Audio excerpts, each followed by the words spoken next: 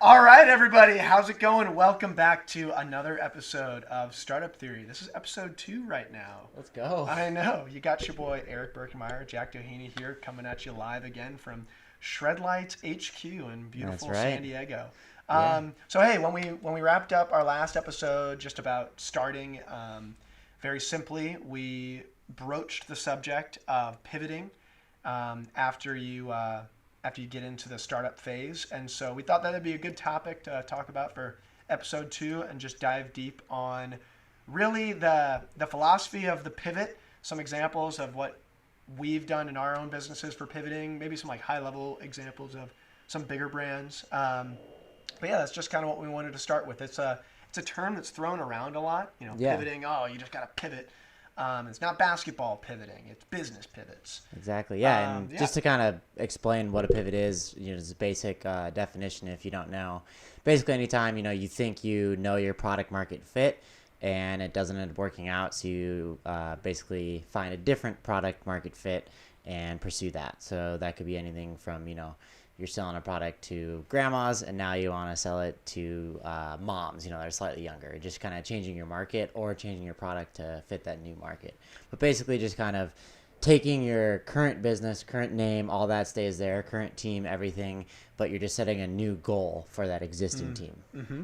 Yeah, that's actually a really good way to put it too, on just swapping the goal, because a pivot could even be as granular as just pivoting a certain project in like the overall business. Yeah. So there's definitely degrees to it. That's Right. Good point. Yeah. So I think just to include some more context into pivoting, it's something that's important to do early on in business, and also something important to revisit while your business is humming.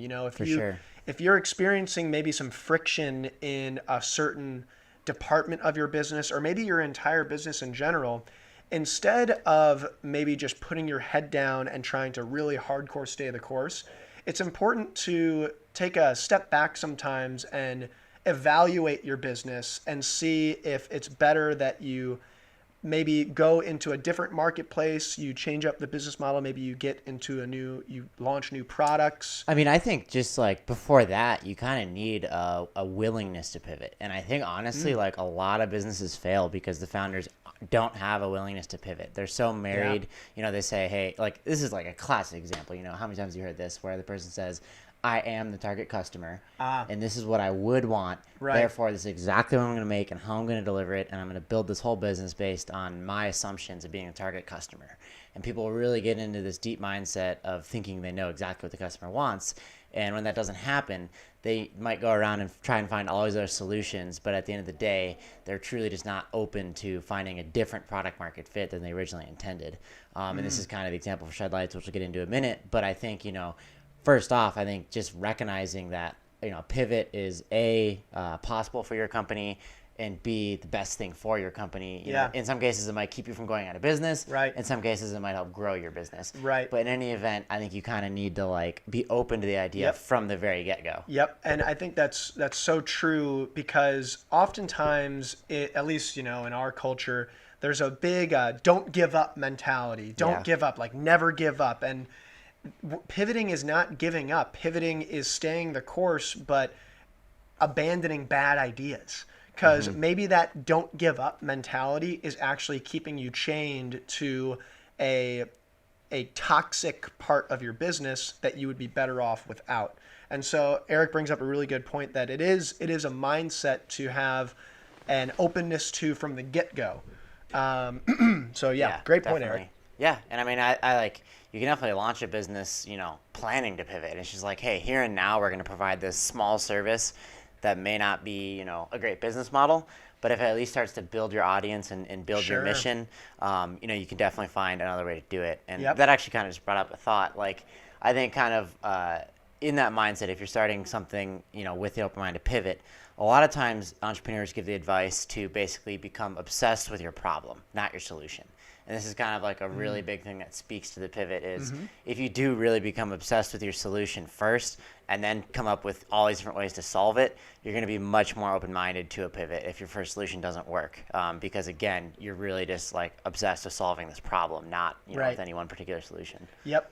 Totally. And I think that like a good example too of almost planning to pivot relating to a story that we even said in the last episode is the YouTube channel that I started. I was planning to start a brand after that, piece of content. And so another like interesting thing that comes up from an investor's perspective, like when you're bringing on money, when an investor is going to make a bet on your company, oftentimes they understand that the business is fluid. It's the founders that are consistent, and so understand the figure of speech that's used often is you bet on the jockey, not the horse. And so that's something to be comfortable with, is that investors even know, and most people that understand how business ebbs and flows, that businesses do change, their models evolve and devolve, and they make differences. And those are just all fancy ways of saying businesses are pivoting. Yeah. So I think that we've kind of gotten a good overview of, I don't know, how we're what's the word, like if you look up in a dictionary, it's a noun. I need more information. No, the description. It's not a description. The definition. The definition. Thank you, man. Eric. This guy needs some coffee. So that was a good, Jack and Eric definition of the pivot. That's what a pivot is, and you could find a lot more on it. But yeah, let's talk about some of our own experiences with Yeah, pivot. dude. I mean, I think everybody would be super stoked to hear about the Shredlights pivot, because it was a pretty monumental one that flipped the script for your business. It's the single most important thing we've done in our business. Wow. Yeah. So it's a really simple story. Basically, Shredlights was founded on the idea that we wanted to sell to street skateboarders. So in skateboarding, there's kind of several different specifications or different types, different categories. Yeah, within skateboarding, and there's not all just one skateboard. If you don't skateboard, you might not know this, but basically there's street skateboarding. Which is going to be, going out and finding street spots, going out with your filmer, going in and getting your trick on maybe like a 10 stair rail. So, 10 stairs, you're going to grind the rail. That's street skateboarding. There's transition skateboarding, which is going to be like your half pipe, like Tony Hawk doing the 900. Right, of course. That's transition skateboarding. The big ramps. Use the same board. You're just riding on bigger ramps. And then separate from that is longboarding. Obviously it's in the name. It's a longer board. So shortboard's anywhere from 30 inches. Longboard's going to be like 45 inches. And basically longboarders are a whole different crowd that's pretty separate from traditional skateboarding. A lot more casual in a way. Yeah, and just like a totally different person. There's not many people that skate and longboard. It's kind of one or the other. And so in the landscape in 2013 was basically those two options. Electric skateboarding didn't really exist yet. Sure, yep. So, we didn't even think about that yet. So basically, we were street skaters ourselves. And just like I mentioned, we thought we were the target customer. And so we spent from 2013 to 2015 developing headlights for skateboards, for traditional skateboards, right. for street skateboarders. Street skateboarders, yep. Yeah. And basically we did very little market research, and we kind of just assumed like, hey, we want these, we're street skateboarders, therefore every street skateboarder wants these. Right. And we worked for 2 years trying to develop that idea. Basically, we got our product ready to go in 2016. So we invested somewhere in the neighborhood of like $10,000 to $15,000 in tooling. Sure. We're like all in to get this product launched. Yep. And we get the product up on Kickstarter. This is before tooling, but we got the product up on Kickstarter. And basically we had wanted to raise $40,000, and we literally hustled so hard for like 2 months. You guys got on the news. You helped out. Yeah, totally. We got on the news. We got in different magazines, Yep. different blogs posted about us. Just any way we could get the message out, we did. But we were mainly trying to get the message to street skateboarders. And so we ended up raising, I think, like $7,000 out of our $40,000 Kickstarter goal. And so it was looking like, Shredlights wasn't gonna take off, wasn't gonna be a business. Right, yeah. We had kind of just failed there. Yep. And so we're left after this Kickstarter. We just had spent like 2 to 3 months of all of our time just trying to get this Kickstarter to work. Yeah. And it failed. Right. So and not to mention like all the 2 to 3 years before that. Yeah, exactly. Yeah, just to get to the Kickstarter, Right. it took forever. So Right. it kind of was like Slow and steady, but a while. yeah. But like it was a really big feeling of defeat. Like crap. Like we spent all this time and our customer doesn't want to buy our product, and we finally have the product ready. Right. And the whole journey was like, if we just have our product, customers will get it and they'll want to buy it. If we build it, they'll come. Exactly. That was our mentality. And so it failed miserably. And basically we were left there with a product that we had just invested in to get to market, and kind of had some disagreements with some of our team internally on potentially pivoting to a different market. And so I strongly believed that street skateboarders did not want shred lights. Right. There wasn't as much of a need. Sure. Quite frankly, if you're trying to street skate a spot, you need like a floodlight to light up the stair set. Sure. Having headlights on your board isn't that useful. Right. Let alone, to spend $40 on the headlights. Right. And you're really, putting them through the meat grinder. Definitely. Yeah. Like the most abusive, conditions for a technology product you can imagine. Right. And so I really believe that longboarders were a better product market fit for us because the boards are more expensive. These guys cared more about safety, and they were more doing transportation on the longboards. So just, getting from their house, going 2 to 3 miles onto college campus and getting to class. Utility. Exactly. Yep. And so in that scenario, it made way more sense that you would want headlights for your board. Right. Yeah, they were actually useful then, to be seen by cars and see where you're skating. And so basically then we pivoted. That was our pivot, was to pivot to longboarding. That was kind of like the decision we had made internally. And I think it's important to mention that that was a pretty tough decision for you guys, because it was a large departure from that core culture that you had built the brand on originally. Yeah. So that was a huge step. It'd be like a football player quitting football and going into baseball. Yeah. It's such a huge difference. Yeah. So it was, there's a lot of animosity in between our team. Some people strongly disagreed with going into that market, and I was one of the main people that wanted to get into that market. So it did, it left us with a team member that decided to leave, and we decided that was worth it because there just was no market for us in the street skateboarding scene. It's just kind of funny when you said that. It reminded me so I met Jamie Thomas, who, if you don't know skateboarding, is like one of the most legendary skateboarders there is.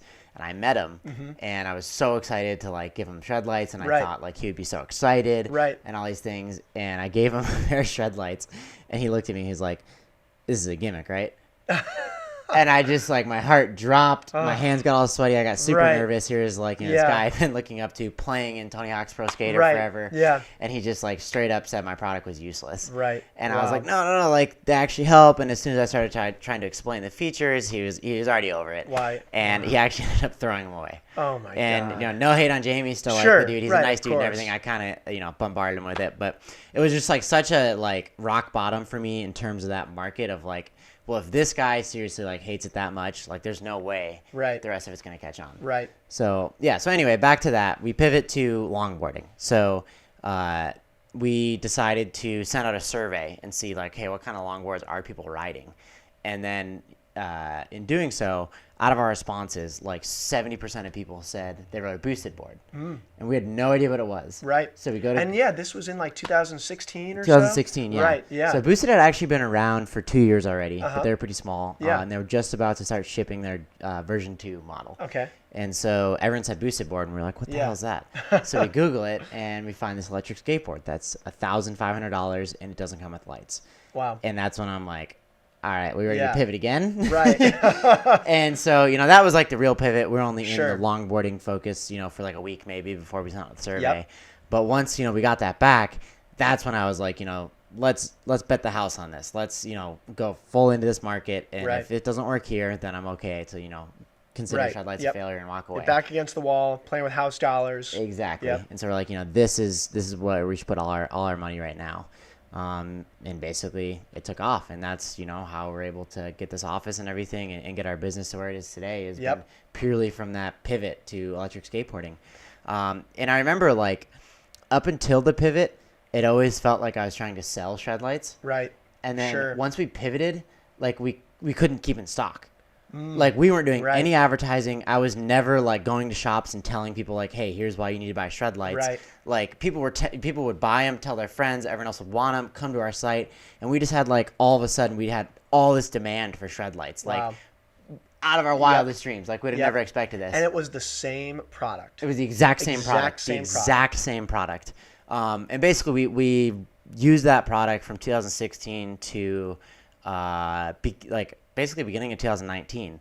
And through that 3 years of selling the product, scaling the business, just validating, the category of skateboard lights, we learned that there was specific features electric skateboarders wanted that weren't in the product. Sure. But it was like a much more convenient place to get that feedback because at least we had something to sell them. Yeah. So they would Totally. buy the high beams and be like, well, they could be better in these ways. Right. And then we're Right. like, okay, well, at least we could provide you something now. Totally. And we can improve, and then you can buy it again. Exactly. Yeah, right. And then we basically took all that feedback, and in June of 2019, we launched a light, the SL200, that was like much more designed for electric skateboarding, and it has been massively more successful in the last product because it meets a lot of the needs for this specific market. Right.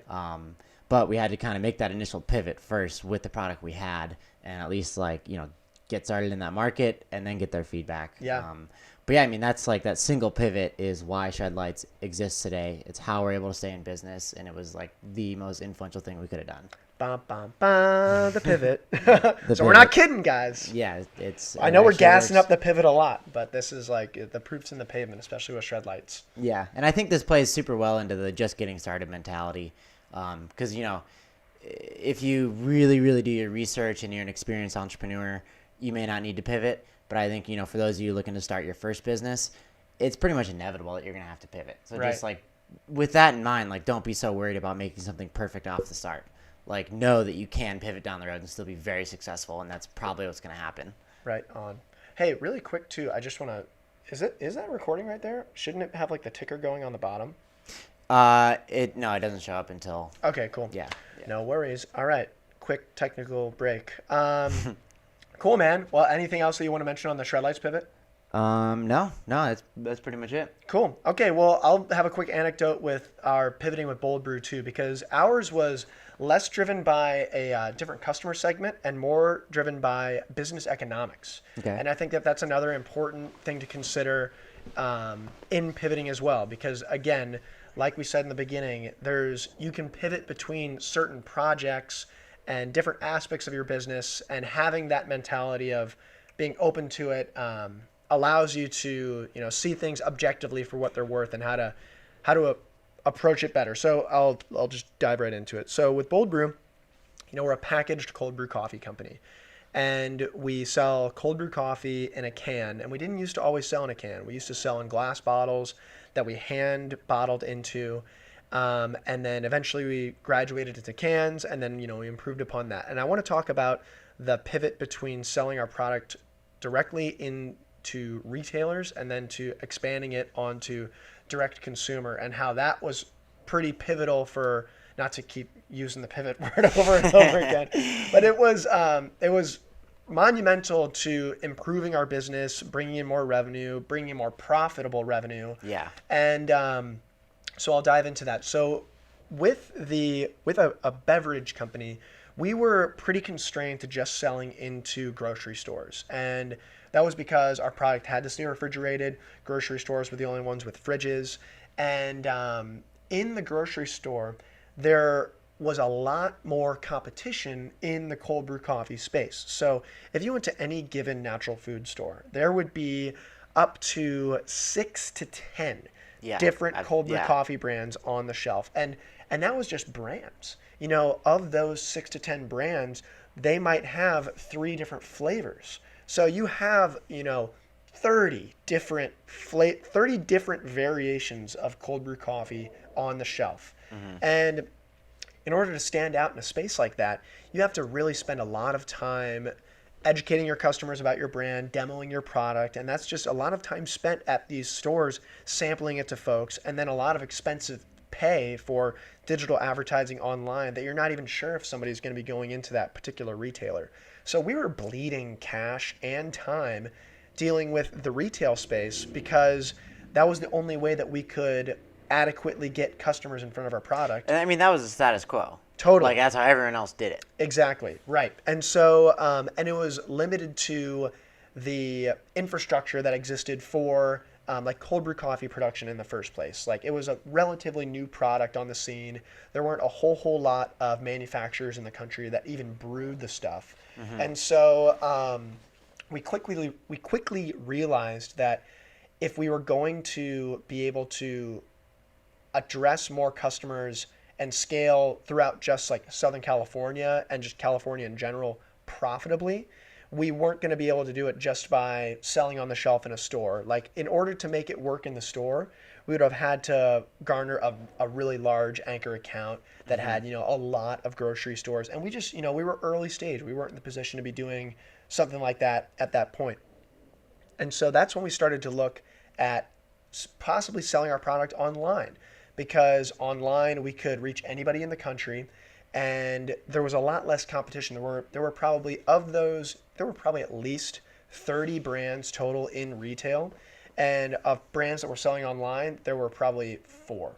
And then of those 4 brands that were selling online, predominantly on Amazon, it was still like very early. There was not a whole lot of competition in the space. And so this is a nugget of insight to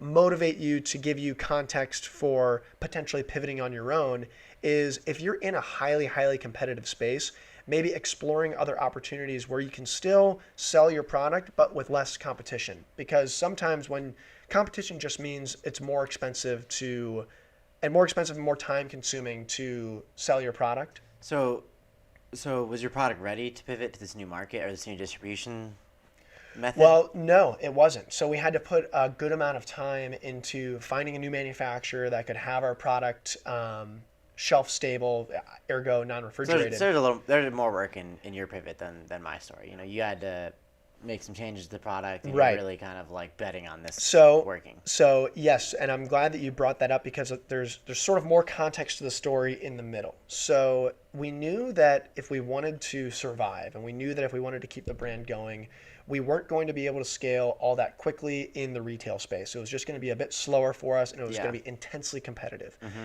And so what we did was we started to sell our products online, even when our product had to stay refrigerated, and we started mailing it with a insulated box and a gel freeze So you were able to take your non-shelf stable product and get started. Correct. And so this is a example of a test. Was it like per case, was it still profitable to mail it like that? No. We were losing money. So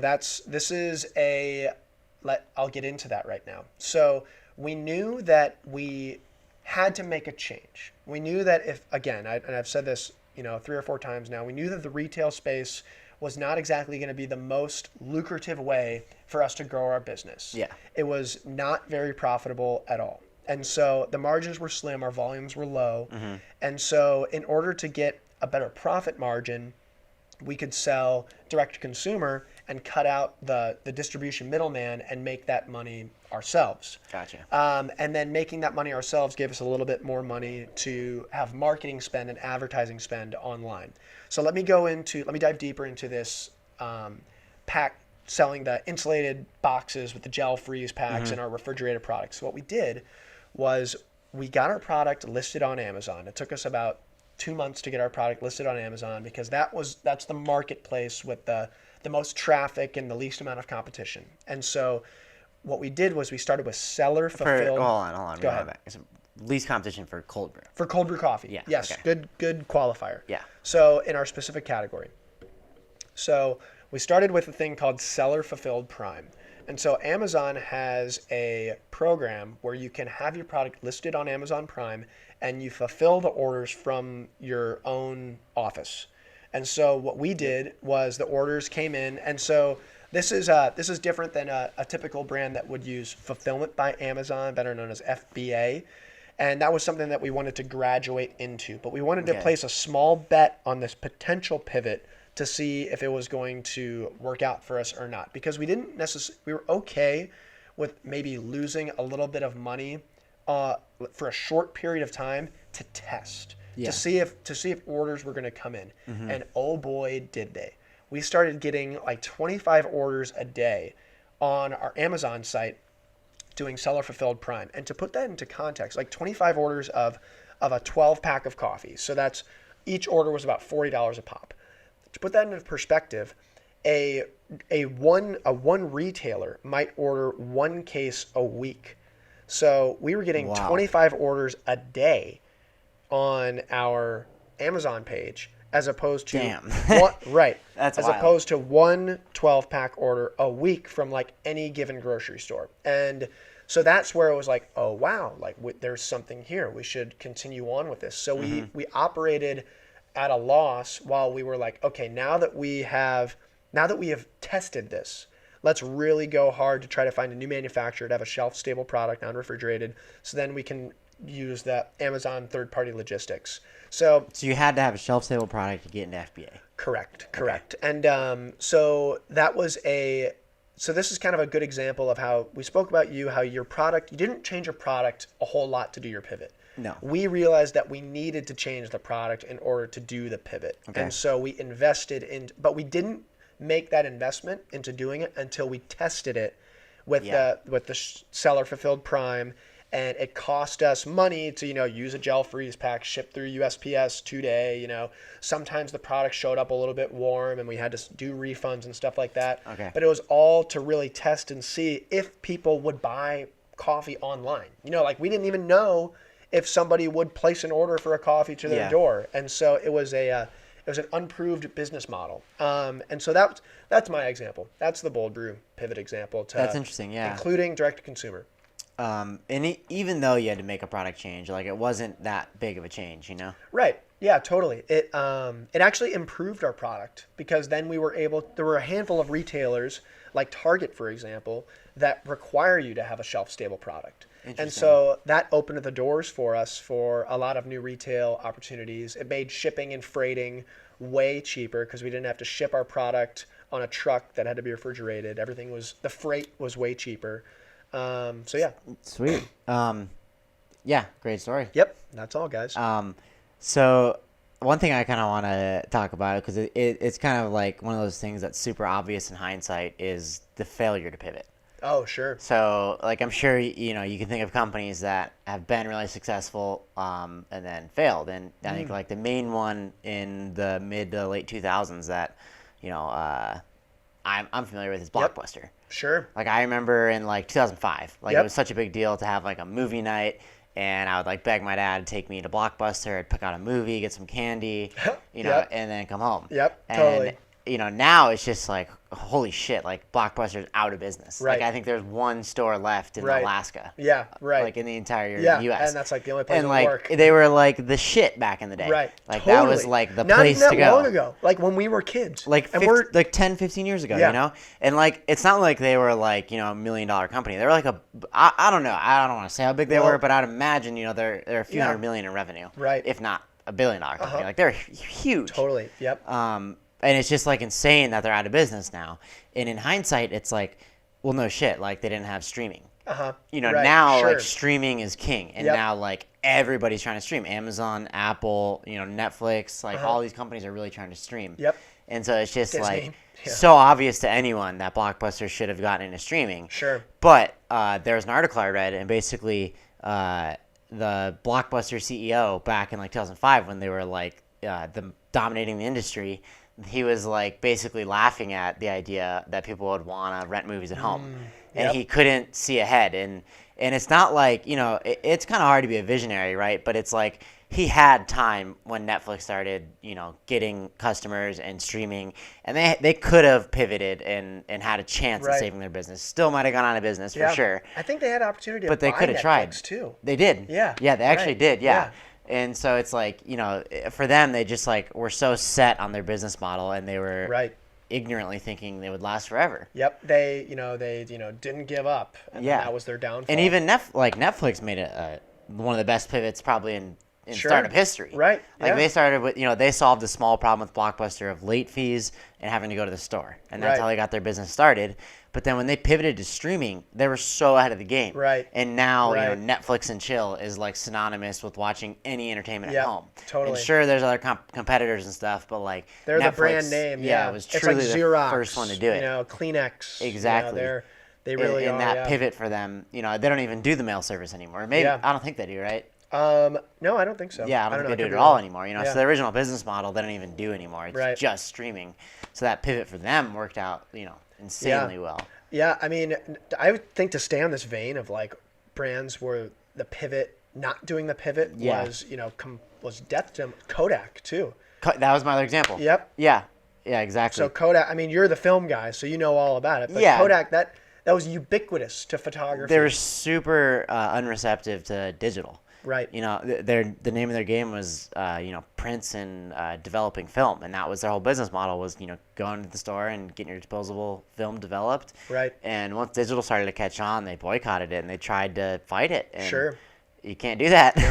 Nope. And now, I mean, they're not out of business. Now they're doing some like Polaroids and trying to use things, but like again, like they were the Kodak moment. It was Right. like this thing synonymous with like a picture-worthy moment was Kodak moment, and we all knew that. We all felt that. Yeah. And now it's just like they're just not even alive, and Yeah. it's hard to say like how they could have pivoted because Sure. they weren't a super solid hardware company. And Sure, I there's can't Canon, imagine Nikon. Canon, Nikon, Yeah. Sony. Yeah, I can't Yeah. imagine that they would really have been able to compete.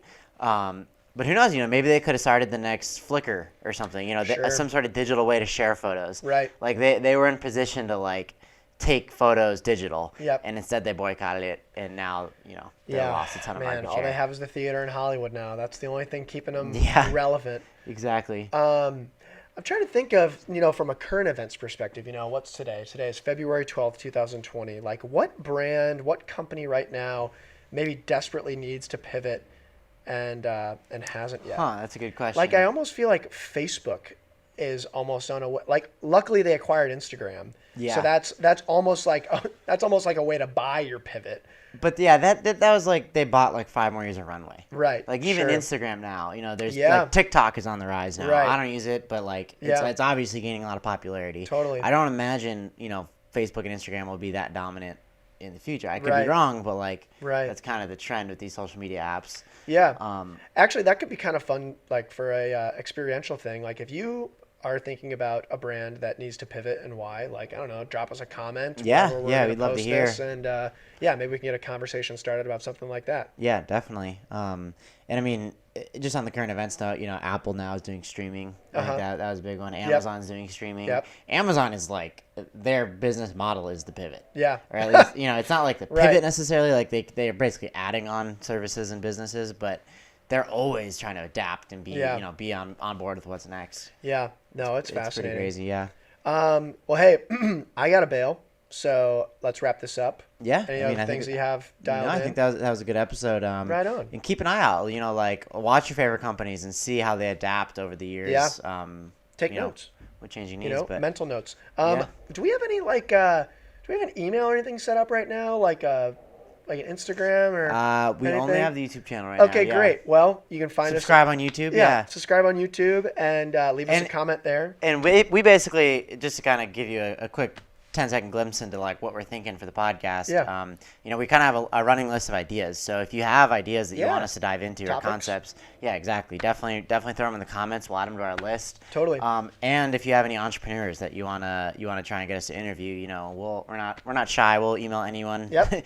Slide in anyone's DMs We'll to give try them- and get them on here. So Yeah. yeah, if there's any topic or entrepreneur you want us to interview, definitely drop them in the comments. Right on. Well, hey, thanks for watching as always. Episode 2 of Startup Theory. We'll catch you guys on the flip. Yeah.